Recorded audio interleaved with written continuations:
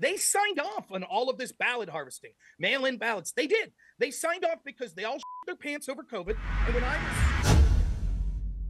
was And so you had said in there, ran for Pennsylvania yeah, Congress. Okay. District 12, yep. Okay, District 12. Okay, I'm still learning the districts, honestly, myself. Are you involved with any local politics in your area? Not much anymore because it's sort of a long story. I'll make it as quick as possible. I used to be in the Clarion County Republicans, was there pretty much every day. My work schedule changed, so their meetings are on a Tuesday, and I normally work Tuesdays. But nonetheless, I was still involved in Clarion County Republic. They were pissed off that I decided I was going to run for office against the incumbent Glenn Thompson at one point, Mm, who's the most senior Republican in the state. And so I decided to instead run for District 12 because that was a special election. So I wasn't primarying anyone.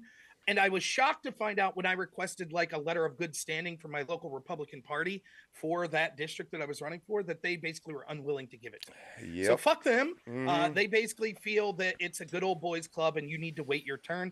And my question is, what have the state level Republicans done for shit other than leave Democrats run ramshackle and how we vote in this state, which all by assures that Republicans won't win this state It at the national level for years to come. That's a So great fuck point. I them. kind of want to ask you about that vibe because I'm getting that vibe too. I've just this year decided to get involved. I'm in Center County, and I'm like, oh, Okay. I'll get involved in the local politics. In my head, offering my services for free By would the be, way, Center County is where I'm most involved. I know a lot of people there I could get you in touch with. by all means, yeah. Williamsport, right, that area. My Okay, good friend Carlos. the I know millionaires. that. Yeah, yeah. Hey, man, all that little league bucks. Yeah, Through there. Williamsport's a weird place. So that's really Yeah, cool. I like. There's a couple other PA guys. In fact, I'll probably try to put you in touch with some people too if I can. But yeah, sure. that's what I want. But so I think we're actually lucky in that the local people in the county are sort of. It was a job nobody wanted. Yeah. But they're now running into problems. I know they're having a meeting today with somebody, and then I should say, they filed a lawsuit because our county solicitor is just blatantly cheating already. Betsy Dupuy is her name, and her name's been on, I think, at least 20 other counties. They ran this 100. They're not fake ballots, they're just improperly filled out ballots. And I'm willing to believe they're probably legitimate. But it's completely a test run to see what they really have accomplished with all of this is that they'll get counted if they're not filled out correctly in the real election. That's exactly what they're trying to do.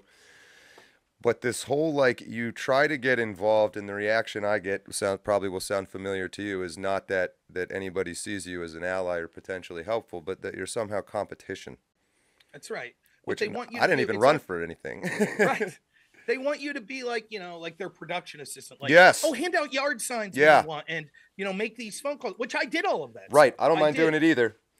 But But when it comes time to like, why have some ideas, even if it's not you running, if you're just like, I think we should go in this direction, all of a sudden they don't want to hear your opinion. So I'll give you, there's we used to go, a really cool guy put on, why can't I think of his name?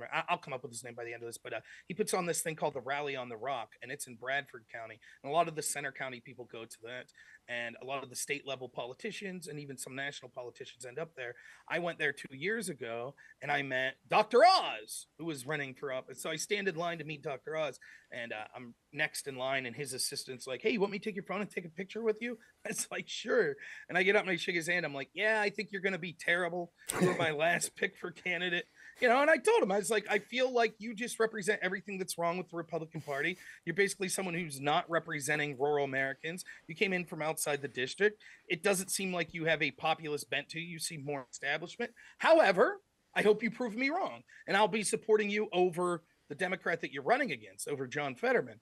But it was amazing. The real story there was to talk to all of these people that were just dumbstruck by how amazing Dr. Oz was. He has so much charisma. He's such a good talker. I got charisma and I'm a talker. That don't mean shit, right? What are your policies? Like, you shouldn't at this point, if you're in the Republican apparatus, be starstruck by someone. You should actually have a plan going forward. To me, one of the greatest failures of the Republican Party in Pennsylvania is that after we lost to basically a human vegetable in John Fetterman in 2020, there were no major changes in the Republican Party at the state level. How can that be? That's as big of a failure as you could have.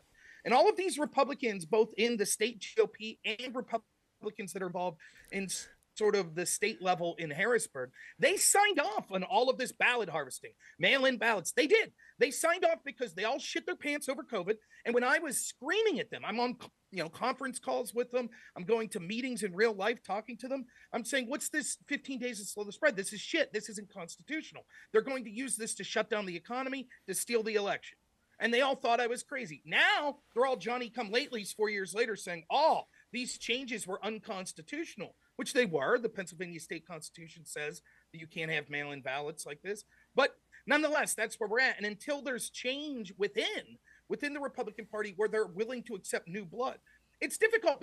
I'll say this and I'll let you, I know I could tendency to. You're fine. This was my intention. Keep going. There does need to be a healthy mix. I'm not saying that you need to get rid of everyone who's entrenched in the establishment Republican Party. I understand that there are people that are good people that have put a lot of time and money into their position, and they think, I've been involved in local politics for 25 years. I've been putting on fundraisers, etc. Who's these guys like Rob and John to come in and say, well, shit's got to change? To hell with them. They haven't, earned their stripes. I get that mentality. We can't just throw those people out. There is room for those people to have a voice and to have some input in what's going on.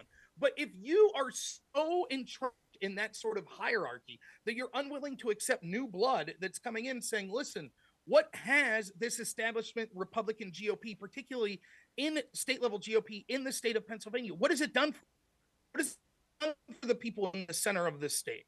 What are the big victories that we could point to, especially lately? And they just act like that's a personal attack on them. How dare you? I mean, one of the things that I thought was absolutely amazing was talking to county commissioners. There's a video of me talking on a good friend of mine who was the Perry County commissioner and a couple other people involved in the Republican state party that we were talking about their dislike of Mastriano, who was the GOP candidate for governor. Sure. And one of the reasons they were pissed was Mastriano was basically running as an anti-establishment candidate. And he didn't show up to their fundraisers. He didn't show up to their dinners. And so I'm talking to these official GOP people involved in county and state level politics that are saying, well, we're not sure how much people are going to get out and support Mastriano. And I said, that's your job. Like, the idea that you're pissed off because this guy didn't pick up the phone and call you or show up to your house for dinner is nonsensical. And yet that is exactly what it appears to be all about. And then, so my second question would be even beyond that. So I think that's best case scenario is local politics.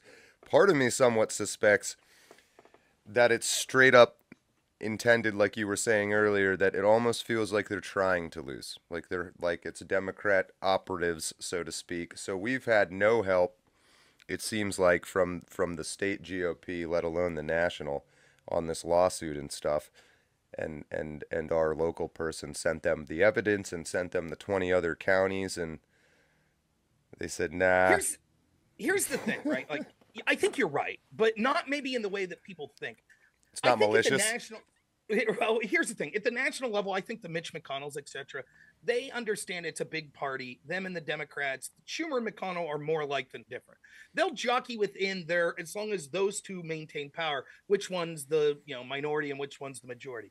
What they don't want is people coming from within their own institutions usurping their power. So collectively, they have power, and they don't want that to fall. I don't think that the state level people are really like, we're happy to work with Nancy Pelosi. I don't think that. But I think it's a very similar thing on a smaller scale. Person that's going to say the problem is within the people that have been in office forever, and that includes those in the state GOP. They would rather maintain their position of power over a losing party than actually work with someone that's considered a populist that will change these lawsuits or challenge these lawsuits that would end up resulting in people like them losing their positions of power within the party. And so to me, that's what's going on. They don't care to raise issues of, wait a minute, the way this system's been done and we were complacent in allowed a bunch of votes that were possibly fraudulent in 2020, 2022, et cetera. They don't want any part of that because they could be blamed for allowing that to occur. So to them, it's just, let's move on. The populist guy lost. Let's get back to a sort of, what's the dude? When nobody was paying attention to what I was doing and I was having a great time, get back to that sort of thing. Right. Yeah, let's put McCormick back in there. Let's get these old faces that you're used to, the same old faces, the Bushites, the Romney guys. Let's get them back and go back to the system of, because the way the Republican Party's been trending, and don't get it twisted, the Democratic Party was trending this way for a long while too. The average person, like we make fun, I'm sure you've done this. You make fun of like these people in inner city Detroit or Chicago. It's like, so you voted Democrat the past 100 years and you keep saying things are getting worse and worse. Who are you voting for this time? And Yeah, they're like, Democrat. we need to hear Well, this. Tell it. don't we do the same shit with Slap us Republicans? around, Rob. Yeah. We do the same thing. Like we keep voting for these same faces and then nothing gets better. And then we're like, oh, well, we can't vote Democrat. Well, so then And here's so the ultimate version of that question. What do you think of Trump?